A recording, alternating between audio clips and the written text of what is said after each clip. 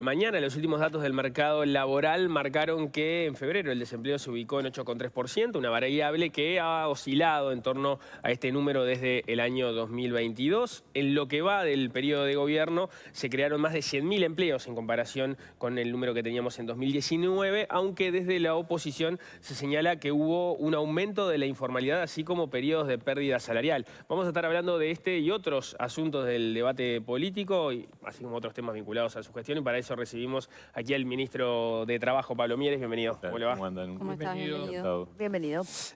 Antes de entrar directo en el tema del ministerio, ¿qué pasa con el Partido Independiente en este contexto en el cual, por lo pronto, en el Partido Nacional, en el Frente Amplio, en el Partido Colorado, están claramente en campaña? El Partido Independiente tiene esa particularidad de que no tiene interna, pero es una escena curiosa, ¿no?, para el partido en estos meses, por lo menos. Vamos a arrancar un poquito más tarde que el resto por esa ventaja o desventaja, porque en realidad desde el punto de vista de la competencia es una desventaja, porque estamos menos presentes en esta etapa de la campaña, pero yo dejo el ministerio a fin de este mes y a partir de allí arrancamos la campaña electoral del partido, que más allá de que no tengamos competencia, tenemos claro, porque las experiencias anteriores así lo indican, que el 30 de junio hay que marcar. Y eso es lo que le vamos a decir a toda nuestra gente y a un montón de uruguayos que pueden haber visto en nosotros. El otro día hicimos la presentación justamente de una suerte de rendición de cuentas, de balance, de gestión. Y la verdad, nosotros estamos orgullosos de una gestión que yo calificaba el otro día como exitosa, de responsabilidad, de esfuerzo, de trabajo, limpia, que no tuvo nada que esconder en ningún momento, y además leal. Y bueno, esas cosas yo creo que en política y en la vida son importantes, y aspiramos a que toda la gente que siente que el Partido Independiente ha tenido un rol relevante y positivo en este periodo de gobierno, arranque el apoyo el 30 de junio, que no espere a octubre, sino que justamente el 30 de junio en la interna marque, a pesar de que yo sé que las otras internas son interesantes, son atractivas, que el voto no es obligatorio, todo lo que se sabe, pero aspiramos a tener un respaldo desde el 30 de junio, porque la carrera de octubre empieza ahí. Bien, ahora podemos de repente volver al tema Ya pasé el electoral. aviso, ya pasé el aviso. ¿No lo han evaluado como una de las razones de la baja votación la vez pasada? Sí, claro. Y entonces no quisieron tener una interna. Lo que pasa es que no se pueden inventar las internas, ¿no? O sea, la interna existe cuando hay realmente más de uno compitiendo por el cargo. Lo otro es inventar algo que queda peor todavía, porque si se hace medio que preparado, no sale. Entonces, hoy en el Partido Independiente yo les agradezco mucho a la gente de mi partido, a los militantes, a los dirigentes. Siguen pensando que yo tengo que ser su representante, y yo con mucho gusto asumí esa responsabilidad nuevamente. Y bueno, tiene su contracara, que es que la ausencia de competencia. Igual va a haber competencia en Montevideo, va a haber varias listas, va a haber varias listas a diputados en octubre, o sea que eso también puede generar un motor de movilización. ¿Hay alguna incorporación que estemos en condiciones de anunciar? Nada nuevo puede ocurrir, nada que yo pueda decir hoy, pero ojalá hubiera, ¿no? O sea, entonces, nada, no es que... No, digamos la justa, no hay nada en carpeta por ahora. Ya seguimos entonces en este tema y después volvemos al Ministerio de Trabajo, así no desorganizamos la conversación. En realidad, Mieres había definido en su momento, digamos, la última elección, quizás, corríjame, pero fue la peor del Partido Independiente en su historia. Sí. De hecho, entró atrás de otros partidos, o sea, fue el último en ocupar la banca, si no me equivoco, en materia de votos, esa banca que fue para Iván Posada. Después Mieres había dicho que no iba a ser más candidato. ¿Qué pasó ahí en el medio? Me imagino que la experiencia de gobierno tiene que ver con eso. Pero bueno, ahí hubo una decisión que se revisó. Sí, hubo una decisión. A ver, decisión nunca hubo, porque en realidad era como una... Yo lo dije en un reportaje, me acuerdo, con Facundo Ponce de León, que me sentía como que era la última vez, porque fueron varias ya las veces que fui candidato. Después esta gestión de gobierno en el Ministerio de Trabajo y la respuesta que uno ha recibido de la gente, de los compañeros, pero también de muchísima gente que no es del partido, nos hizo pensar que, bueno, que había un aporte para hacer. Tenemos claro que nosotros estamos compitiendo, además, en un formato distinto que el que tuvimos en las veces anteriores. El partido ya no es el partido que jugaba un poco de bisagra entre dos bloques, entre el Frente Amplio y los partidos tradicionales. Hoy somos parte de un bloque que es la coalición, hemos aportado a la coalición y la gente sabe que el Partido Independiente en esta elección, por definición, la verdad que con mucha conciencia, es decir, cuando uno tiene que definir posicionamiento en una campaña electoral, lo primero que tiene que pensar es qué es lo mejor para la gente, qué es lo mejor para el país. Lo digo sin demagogia, lo digo con franqueza.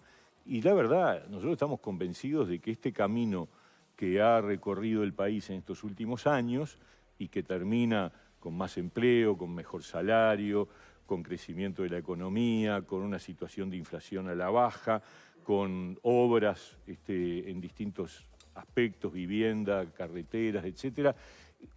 Bueno, y con una reforma educativa, una reforma de la seguridad social realizada y una reforma educativa en tránsito, frente a lo que del otro lado hay, de lo que ha sido la oposición de estos años, que yo lamento, porque hubiera preferido una oposición más constructiva, más proactiva, con mayor capacidad de propuesta, y no solo el palo en la rueda, el trancazo, todo le viene mal, no hay nada que salga bien. Recién tú decías, aumentaron los empleos, pero la oposición dice que aumentó la informalidad y se rifan que la informalidad cuando ellos gobernaban era más alta que la que hay ahora. Entonces, ¿de qué me están hablando? Ahora tenemos más puestos de trabajo, tenemos más gente en el mercado y tenemos menos informalidad. Por lo menos reconozcan eso. Yo me acuerdo que acá, Carolina Cose, cuando le preguntaron, ¿usted no reconoce nada? Y se quedó en blanco. Esa es la imagen de la oposición. No reconocen nada. Y al final, a regañadientes, reconoció el aumento del empleo y enseguida agregó lo de informalidad, que en realidad es no reconocer que ellos, cuando gobernaban, tenían un 25% de informalidad, con un mercado laboral deprimido, o sea que la cantidad de puestos de trabajo era menor, y acá hay más puestos de trabajo, pero además hay menos informalidad, con lo cual el éxito, el resultado es mejor. Entonces, todas esas cosas son las que, vuelvo al comienzo de la pregunta, digamos, definieron que revisara esa decisión, y aquí estoy otra vez en la cancha, aportando a una continuidad de un rumbo, no de todas las medidas. Yo creo que hay cosas para cambiar, hay cosas para mejorar, hay asignaturas pendientes, sin ninguna duda. La que más a mí me impacta es la que tiene que ver con dos cosas, con la pobreza infantil y con el desempleo de los jóvenes. Yo creo que esas dos cosas tienen que ser un foco central del próximo periodo de gobierno, por lo menos es lo que vamos a poner arriba de la mesa. Y en esta visión de autocrítica, ¿dónde ubicás tú los principales errores que cometió esta administración? No, a ver, yo creo que hubo, como siempre, problemas. Tuvimos problemas inesperados e inmediatos, todos sabemos, pero hay que recordarlo, porque a veces cuando pasa el tiempo la gente se olvida. Pero a los 13 días nos cayó la tormenta perfecta, eso es una realidad. Y después tuvimos un año de sequía que bajó significativamente las expectativas de crecimiento de la economía. Entonces, si vos me preguntás asignaturas pendientes, yo creo que en materia de transparencia se debió haber trabajado distinto. Me parece que la JUTEP debió haber sido fortalecida y no lo fue. Me parece que es un debe. Fue debilitada, ¿no? Da la impresión, por la actividad que tuvo, que se debilitó la JUTEP. No sé si se debilitó, ya venía débil de antes, ¿no? Siempre fue débil, a pesar de que yo reconozco que el presidente de la JUTEP anterior, Ricardo Gil Ibarne. Gil Ibarne, fue un tipo que trató de darle impulso, y no es de mi partido, ni siquiera del bloque. Me parece que ahí hubo un esfuerzo, pero hay que redimensionar la JUTEP, hay que darle más fuerza. Presenté un proyecto de ley sin éxito en el Parlamento en el periodo anterior. Soy partidario de que el Tribunal de Cuentas tenga más capacidad de frenar aquellos gastos de entidad que no sean acordes a derecho. Acá, en el Uruguay, tenemos un sistema donde cualquier gasto, sea importante o menor, Si es observado por el Tribunal de Cuentas, basta que el jerarca reitere el gasto y se siga adelante. Yo creo que hay que poner un piso. A partir de cierto piso, si el gasto es de envergadura y estaba, digamos, observado por el Tribunal de Cuentas, el efecto de la observación debería ser suspensivo. Y bueno, viejo, arreglalo. Tenés un problema porque no es legal o porque no está acorde a las reglas de juego. Esa es mi opinión, lo presenté como proyecto de ley, no tuvo suerte, gobernaban otros que tampoco empujaron por eso. Yo sé, ahora del lado del administrador, que es bravo, que te observen, pero yo por eso digo, tienen que ser actos referidos a una trascendencia patrimonial, que hay que ponernos de acuerdo cuál es el piso mínimo, pero cosas como el Antel Arena, que fueron todas las decisiones observadas por el Tribunal de Cuentas y millonarias, y no pasó nada y se avanzó y después terminamos con un gasto que está entre el doble y el triple de lo que fue anunciado, esas cosas no deberían pasar. Como tampoco unas cuantas que pasaron en ANCAP y que nos llevaron a tener que poner 800 millones de dólares para salvar a una empresa que se fundía en base a la pésima administración de tiempos anteriores. Mencionaste un par de cosas que te parece que hay que mejorar, ¿no? Obviamente la pobreza infantil es indiscutible, ¿no? Lo dicen todas las personas con las que conversamos, pero también el tema de la JUTEP. Y la JUTEP lo que le falta es plata, básicamente, claro, ¿no? Plata y recursos humanos. Bueno, claro, Más esos recursos humanos se solucionan con plata. Exacto. Entonces, el próximo gobierno, en caso de ser de la coalición, tiene que tomar algunas decisiones, ¿no? Yo creo que sí, y vamos a promover... sacar de algún lado para darle al otro, y darle bastante. Y lo que pasa es que ahí hay que tratar de sortear, yo estaba escuchando recién el tema de los impuestos y el Frente Amplio, que van a tener que decirle a la gente si van a poner o no más impuestos, porque el programa dice eso. En el programa dicen que para todas esas cosas que pretenden mejorar en materia social, hay que aumentar la carga sobre lo que más tienen, etcétera, etcétera. Entonces, en buen romance, eso se llama más impuestos. Que lo digan Mujica y que asuman. decía que no, ¿no? Mujica decía que no en esa charla, que no era por ahí. Bueno, me parece bárbaro. Yo estoy en la misma. Creo que no hay que aumentar impuestos, pero sí hay que hacer un gran trabajo de mejora de competitividad y de productividad. Yo tengo muy claro que el Uruguay, el camino que tiene, es que tiene que salir de esas tasas de crecimiento tan modestas que hemos tenido históricamente, porque el Uruguay tiene un nivel de vida de su gente que yo creo que muchas veces no nos damos cuenta, pero que comparado con otros países de la región es realmente muy positivo. Y la verdad que cuando vino la pandemia, esa red de protección preexistente fue clave. Nosotros la usamos y la transformamos y le agregamos cosas e inventamos todo tipo de respuesta, pero teníamos la ventaja de que ya estaba disponible. Bueno, eso es una gran cosa del Uruguay. Una gran cosa del Uruguay es la abarcabilidad de nuestro sistema de seguridad social. Y otra gran cosa, y esto lo ha dicho el diputado Iván Posada de nuestro partido, y yo lo reitero, es que la reforma de la seguridad social, esta que hicimos el año pasado, nos va a permitir, en la medida que aplana la curva del gasto en jubilaciones y pensiones, nos va a permitir destinar recursos justamente, porque ¿cuál era el drama que tenía que tiene el Uruguay? Porque esto no se arregla de un día para el otro, que el incremento del gasto en jubilaciones y pensiones se come todo. Entonces terminás con esa situación tremenda, que es que la pobreza entre los mayores de 65 es del 2,5% y entre los menores de 6 años es 20%. Es una barbaridad. Entonces, ¿cómo resolvés eso? Nosotros dimos un paso fundamental, que es la reforma de la seguridad social, que va a aplanar la curva del incremento del gasto en seguridad social, y eso permite que podamos disponer recursos para atacar lo que yo creo que es clave, que son dos cosas. No es solo el tema de la pobreza infantil, que es fundamental, y que es verdad lo que se dice, que para atacar la pobreza infantil hay que atacar la pobreza, porque los niños viven en hogares con adultos y, bueno, a esos hogares, pero no son tantos, ¿eh?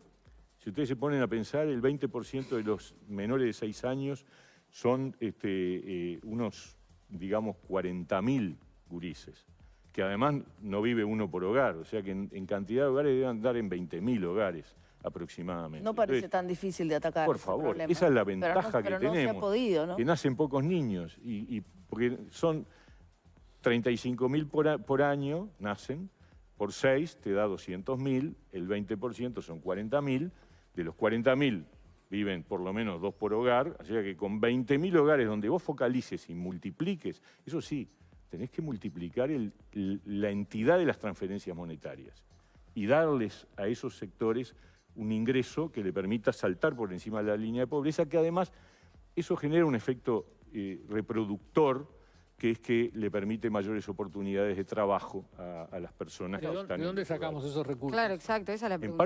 En parte por esto que acabo de mencionar, que es el freno.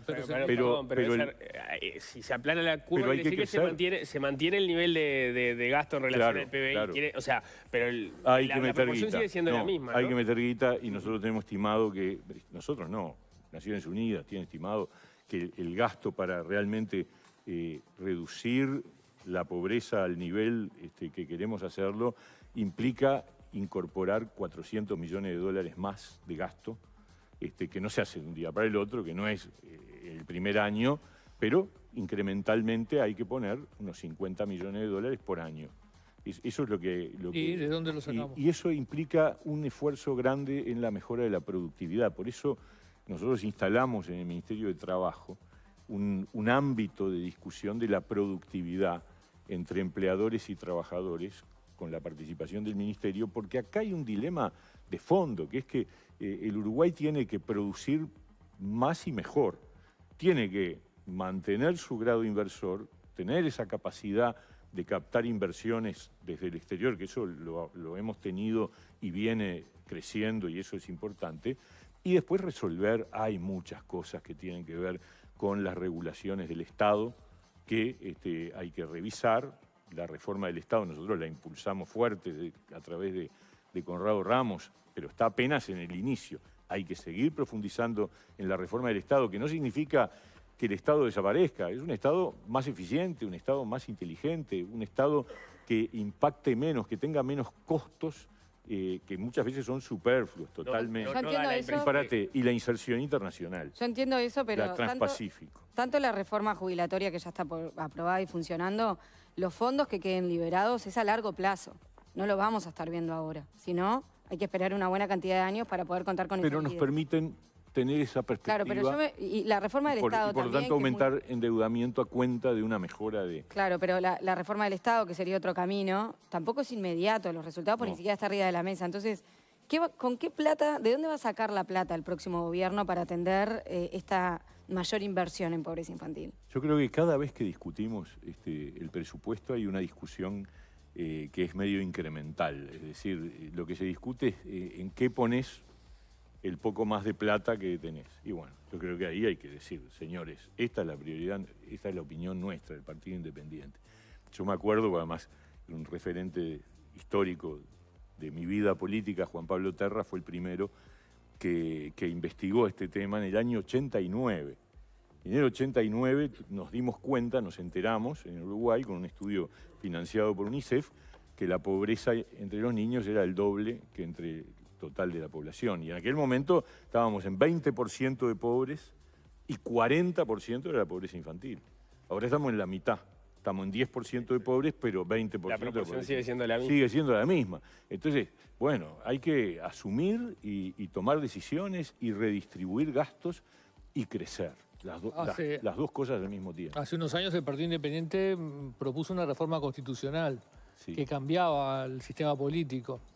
Y, entre otras cosas, eliminaba el Senado. Era una reforma unicameral. Es una bandera que han dejado. A ver, porque al final no se toca nada y todo sigue igual y seguimos en esta inercia. Lo digo como un ejemplo, no tiene... Está bueno, es una pregunta. No volvimos a discutirlo porque nuestra iniciativa fue un rotundo fracaso, no nos dieron pelota.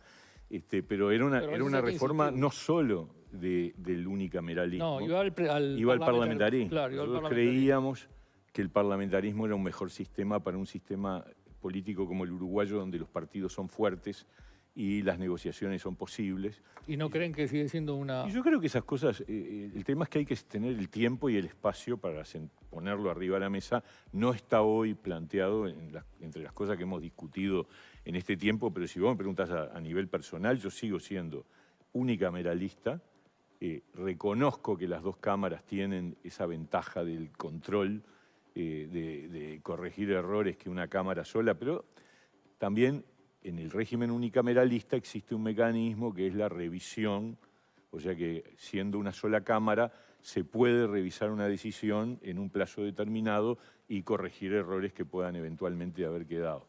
Después, cuando estén con el amigo Washington Abdala, podrá decirles, porque él también es especialista en estos temas. Y el tema del parlamentarismo, a mí me parece, mucha agua ha corrido bajo el puente desde 2004, que fue cuando presentamos la propuesta ahora. Es cierto que los parlamentarismos no han registrado grandes logros, o sea, hoy hay una equiparación mayor.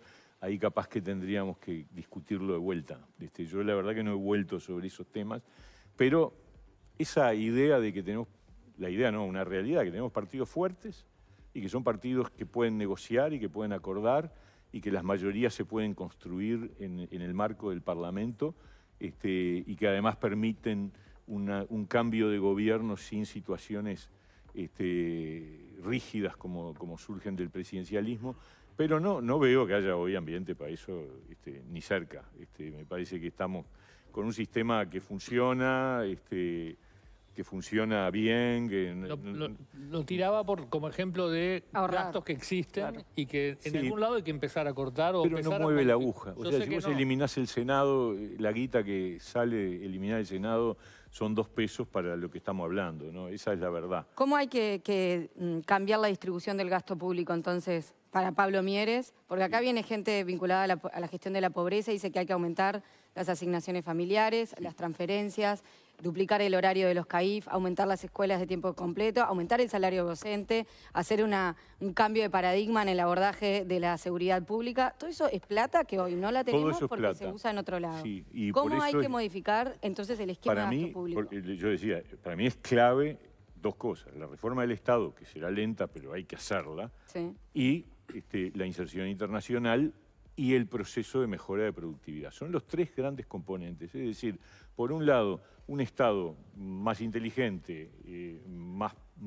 fuerte en el sentido de más eficiente, un camino que es el de la mejora de la productividad, la discusión sobre cómo hacemos para que nuestras empresas en los distintos sectores de actividad produzcan con las similares condiciones, pero mayor valor agregado, es decir, incorporarle valor agregado a nuestra producción, y la inserción internacional, que es clave y que se puede avanzar, particularmente el acuerdo transpacífico es un acuerdo donde el Uruguay podría perfectamente incorporarse, además de buscar otros ámbitos que lamentablemente hemos tenido frenos que no dependen de nosotros, que han sido en el marco regional, es decir, nuestros vecinos han sido siempre, cuando uno es otro. Pero a nivel interno no hay ningún destinatario que se esté llevando más dinero de la torta que se podría ir para otro lado. Estoy pensando en la caja militar, por ejemplo. No, a ver, yo creo que ahí hicimos cambios importantes.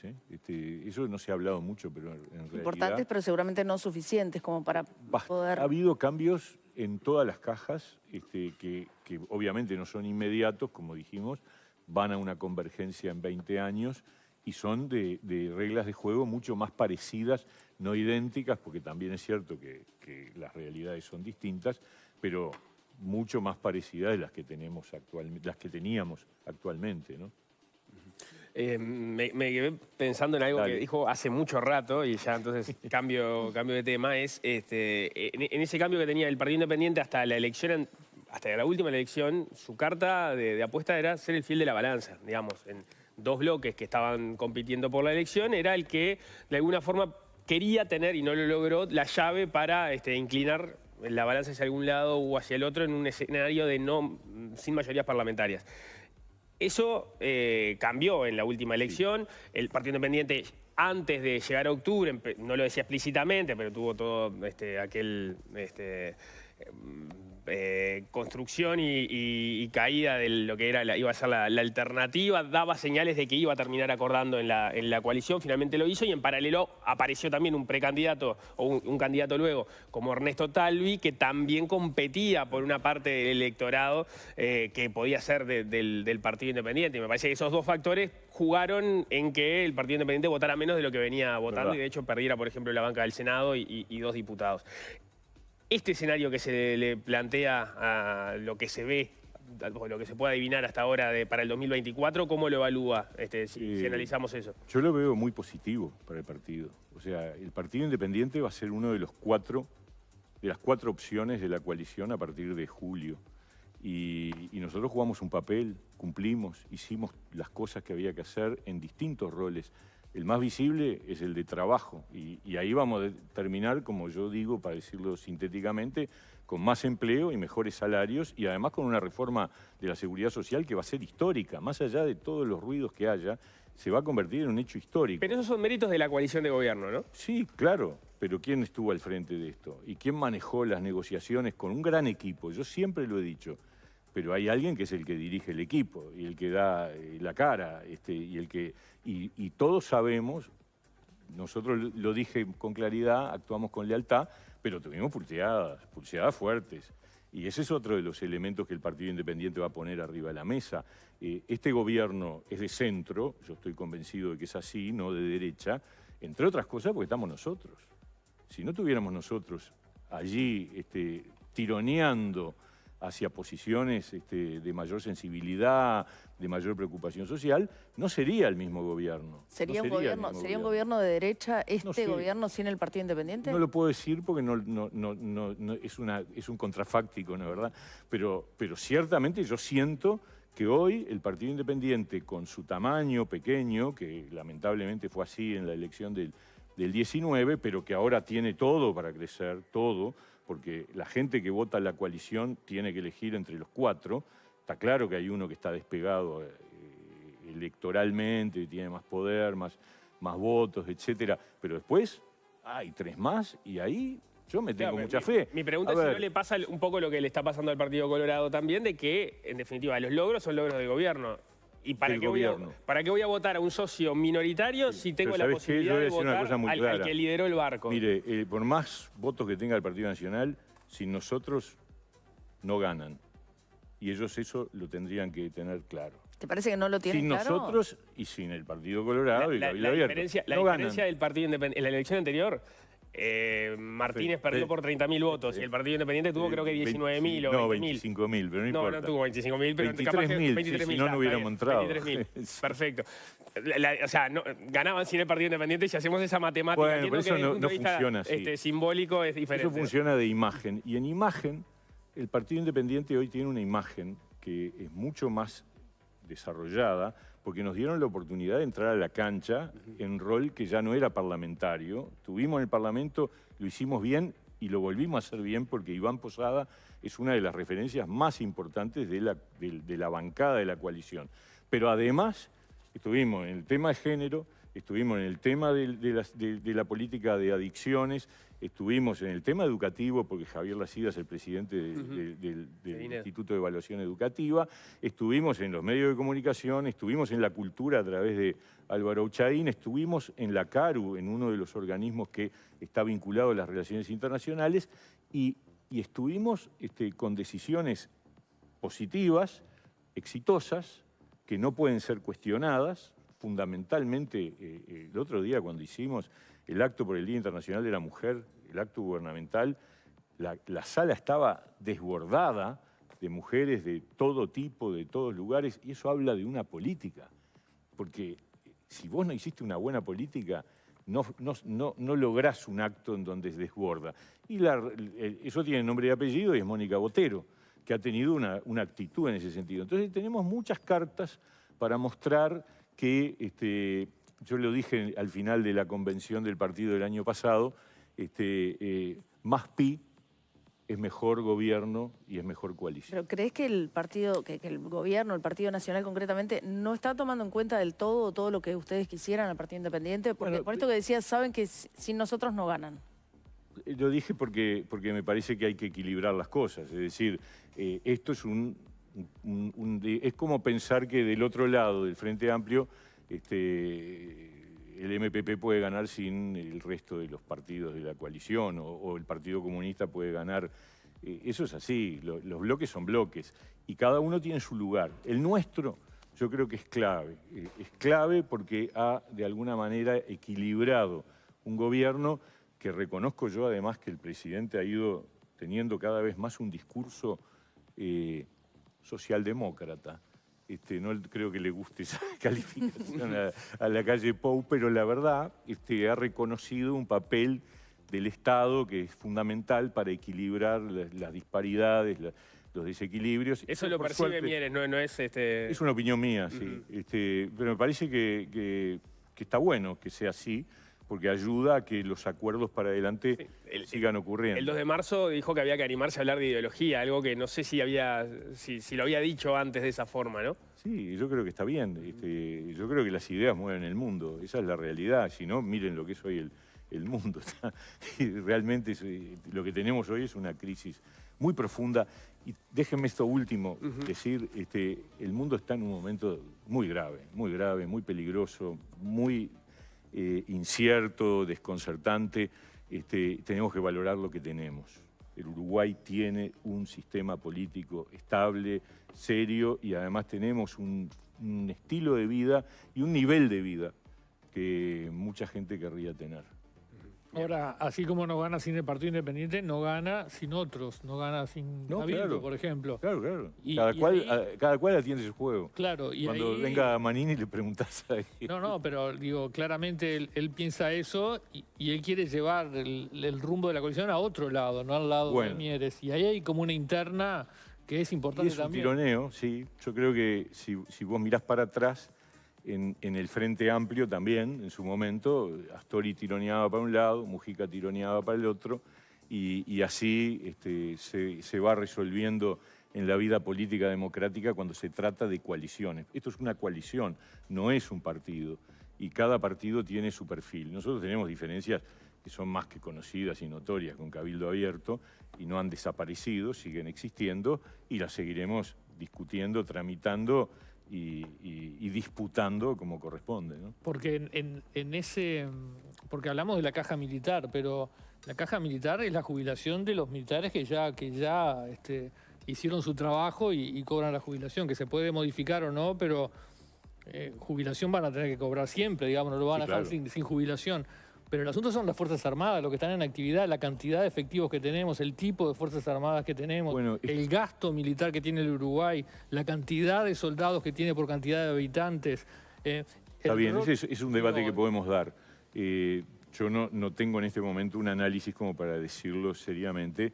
Creo que hay roles que cumplen las Fuerzas Armadas que son fundamentales, que tienen que ver con nuestra soberanía, que tienen que ver con el control de fronteras, que tienen que ver con ese enorme territorio que es mayor que el terrestre, que es el mar territorial. Yo creo que ahí hay todo un desafío en donde estamos haciendo un esfuerzo para mejorar nuestra capacidad de control, pero que estamos lejos. No lo estamos cumpliendo ese rol. Y claro, y yo creo que justamente, en todo caso, ahí sí hay un desafío que es cómo es parte de la reforma del Estado, cómo mejoramos el gasto también en esa área, en el área de defensa, para que realmente se cumplan funciones que son claves. Yo digo, hoy tenemos un conflicto en la pesca, estamos discutiendo, hay un problema de rentabilidad, etcétera, y tú decís, pero escúchame, tenemos un territorio marítimo enorme, una potencialidad de riqueza espectacular, y nosotros seguimos siempre mirando el territorio del campo y el sector agropecuario, que es la columna vertebral del desarrollo del país, como digo siempre, pero ¿se imaginan si además de eso pudiéramos ponerle arriba de la mesa un desarrollo pesquero de recursos hídricos con la potencialidad que debería tener? Bueno, yo creo que ese es otro asunto pendiente que tenemos, de tantos. Pablo Mieres, muchísimas gracias por esta minutos. Muy amable. Bueno, hacemos...